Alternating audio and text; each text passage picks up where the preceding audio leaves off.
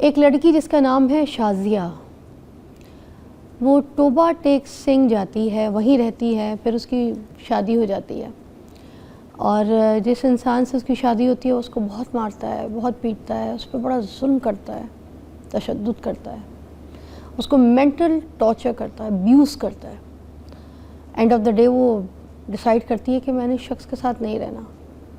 وہ لاہور آتی ہے، اور شازیہ لاہور آنے کے بعد یہاں پہ بس جاتی ہے، اسے ڈیورس لیتی ہے، خلا لیتی ہے، اور پھر اپنی زندگی کا آغاز کرتی ہے ایک نئے طریقے سے۔ مگر اس نئے طریقے میں شازیہ نہیں رہتی۔ شازیہ کا سفر شروع ہوتا ہے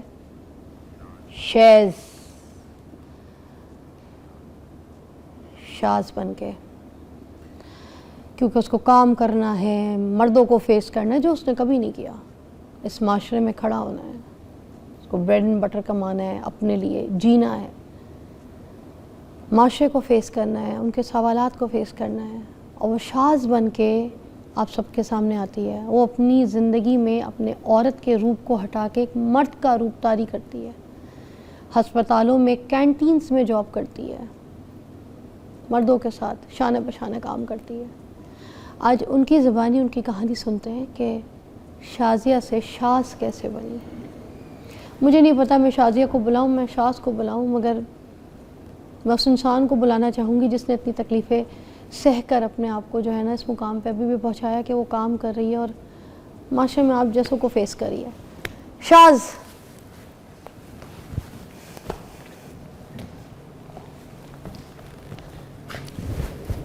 کیا بات ہے جی، what a strong person you are. I'm not saying you're a lady. Thank you. آئیے میرے پاس، آئیے ادھر آئیے، آ جائے جی۔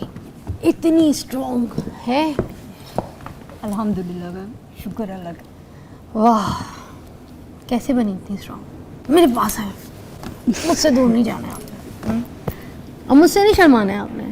بس اللہ تعالیٰ نے ہمت دی ہے، اسٹرانگ بنا دیا اس نے۔ اپنی کہانی اپنی زبانی سنائے لوگوں کو۔ آپ ایک، میں کہوں گی کہ موٹیویشنل سٹوری ہوں گی لوگوں کے لیے، وہ عورتیں جو، میں نے آج بھی اپنا شو جب سٹارٹ کیا تو شروع میں یہی بات کی کہ لوگ بات بات پہ خودکشی کر لیتے ہیں۔ اب تو لوگوں کے پاس سب کچھ ہے، کوئی تکلیف نہیں ہے، کچھ نہیں ہے، پھر بھی سوسائڈ کر رہے ہیں۔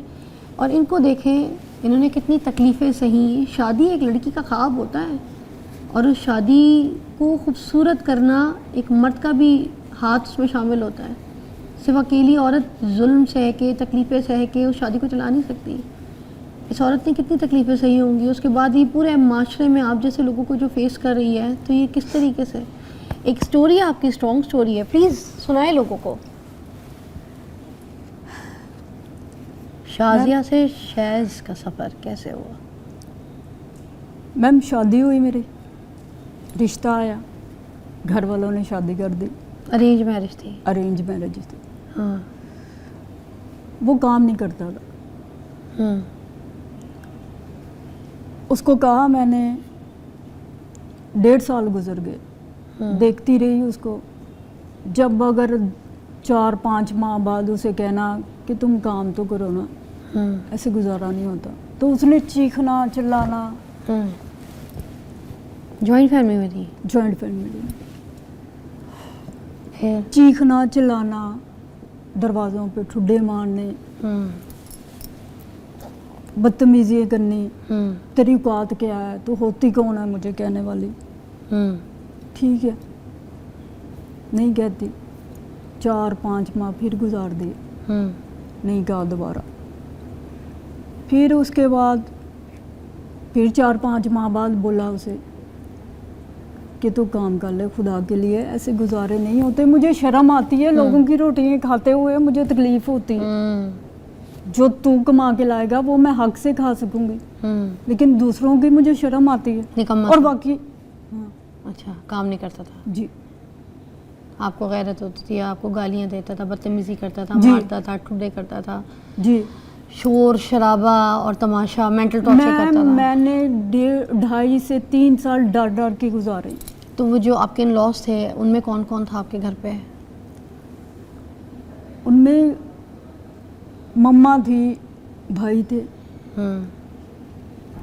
घर घर उनके दूसरे भाई वगैरह चलाते थे? हाँ। तो आपको सपोर्ट करते थे, आपकी बात पे साथ देते थे? हाँ, देते भी थे, हाँ। नहीं भी देते थे। वो बाज़ बात कह देते थे, सेपरेट थे ना वो। अच्छा, अलग रहते थे? हाँ, वो आउट ऑफ सिटी रहते थे। अच्छा, तो घर की रोटी चलना मुश्किल हो जाता था जब आप उनके साथ रहती थी अपने मियाँ के जी। साथ। फिर आपने क्या स्टेप लिया, क्या सोचा? मैम फिर मुझे एक दिन कहता कि मेरे पास इतने पैसे नहीं है, ना मेरे भाइयों ने मेरा साथ देना है, तो मैं क्या करूं? मुझे तुम्हारा जेवर चाहिए। जो आप लेकर आई थी जी अपने घर से? अच्छा। जी, मैं जो लेकर आई थी। हाँ। मैंने सोचा ठीक है, हो सकता है ये मेरे जेवर देने से हो सकता है ये जो कह रहा है तो ठीक शायद होगा। कुछ काम कर ले, काम कुछ कर ले। फिर जैसे फिर हर मैंने औरत जेवर करती है। जी अच्छा, फिर जेवर दे दिया उसको। जेवर देने के बाद 1.5 साल गुजर गया। फिर जब पूछना तेरी औकात क्या है, तू होती कौन है, तू कहने वाली, उसने मुझे मारना। उसके बाद फिर एक दिन प्यार से बोलता है "ए जी तकरीबन 7-8 माह बाद, जेवर देने के बाद 7-8 माह बाद मुझे कहता है मेरे पास इतने पैसे नहीं है कि मैं कोई काम कर सकूं, तुम्हारा जेवर इतना नहीं है जिससे मैं कोई काम कर सकूं। अच्छा। मैंने कहा ठीक है। फिर क्या, कितने मुझे तोले, पैसे चाहिए। कितने तोले सोना था आपका? मैम तकरीबन होगा 3 तोले होगा। 3 तोले था। कि आप लाहौर आएंगी और खुला लेंगी, राइट? जी मैम। फिर जब खुला लिया तो उसके बाद यहाँ पर जो रहना शुरू किया, तो फिर ये शास कैसे बन गई, इसकी क्या वजह थी? मतलब लड़की का रूप क्यों हटा के आपने मर्दों की लाइफस्टाइल जो है वो फॉलो की?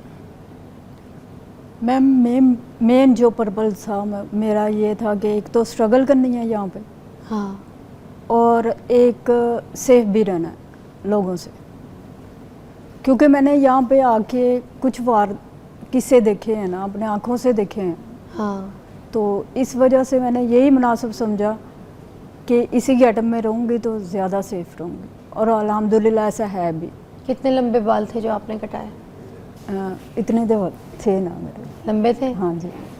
फिर बाल कटवाए आपने? जी। तो जिसको बोला कि मुझे लड़कों का गेटअप दो, मुझे लड़का बनाओ, तो उसने बाल काट दिए आपके ऐसे? जाहिर है मैम।